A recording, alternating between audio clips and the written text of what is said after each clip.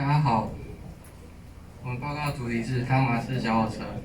我们组员有邱博瑞、许志祥还有于翔。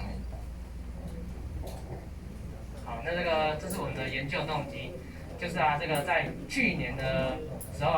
在花莲的这个太鲁阁列车发生一个出轨的事故，就是有一个边坡工程，然后呢有一个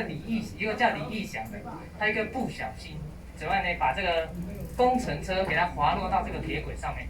然后呢就因为这一点点的小小的疏忽，造成了这么多人的伤亡，然后呢这就是当时。有没有？好，就那个李义祥不小心一个疏忽，把这个工程车滑落到这个轨道上面，然后就因为这一点点小小的疏忽造成很多人巨大的伤亡，然后这就是当初工程车滑落，你看一台好好的车被撞成这样，分成两半，跟我说这是车我还不相信，然后那个车子整个歪掉，直接撞到山壁，就刚好在山洞，造成这个你看这个车子。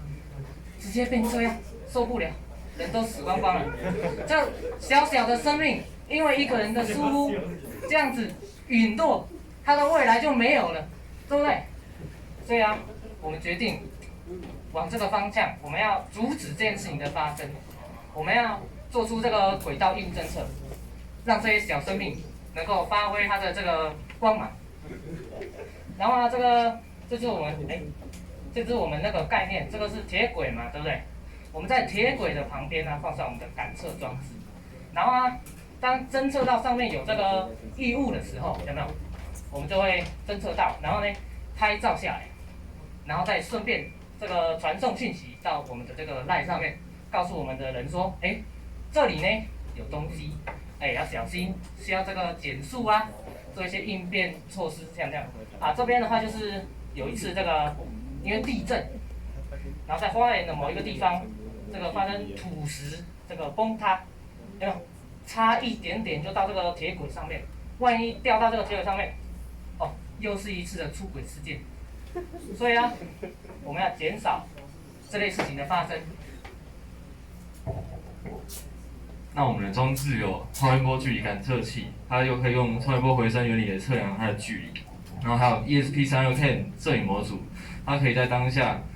当超音波距离小于几公分的时候，那它就可以进行拍照，回传到我们的 LINE Notify 的这个回传到上面，可以连接到我们的这个聊天室，让它所拍下来的照片，然后连带讯息到我们手机上面。然后我们所写的程式的语言是 Arduino IDE 软体。那我们还有一个 USB 烧录程式模组，它需要连接到电脑上面。然后它才能进行程式烧录，它也可以顺便为我们的 ESP32K 模组进行供电。好，下一页，这是我们电路板接入图。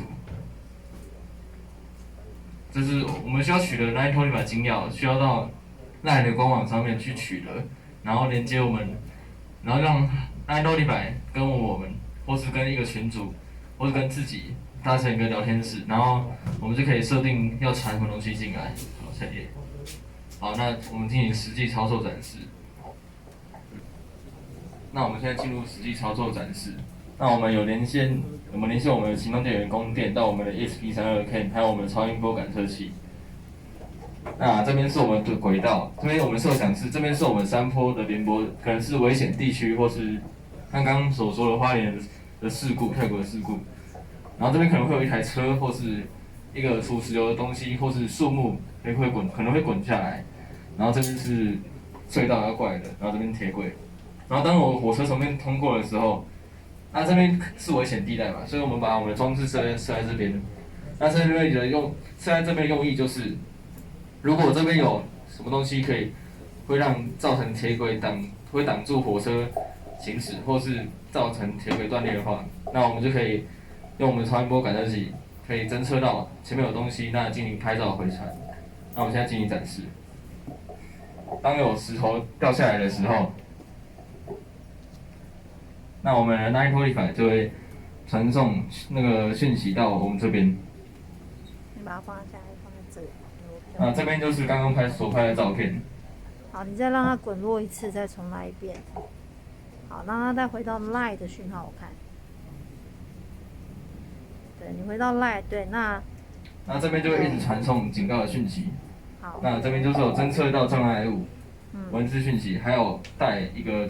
图片，这样传送到我们那一托底盘里面，那就可以知道当场的状况，以及我们是否要派人员去那边做疏散动作，或是清除障碍物的动作。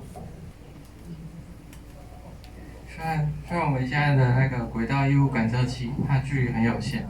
但我们相信之后我们可以像平交道的紧急按钮一样，当我们按下紧急按钮之后，铁轨上的那个梅花灯它就会亮起，然后并发出警报声，可以疏散附近的群众，并且让那个列车长有足够的反应时间，可以避免人员的伤亡。原本我的构想是要在那个每个地区都要放上那个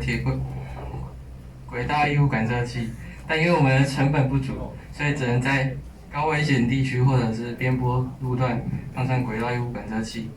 来减少人员的伤亡。谢谢大家。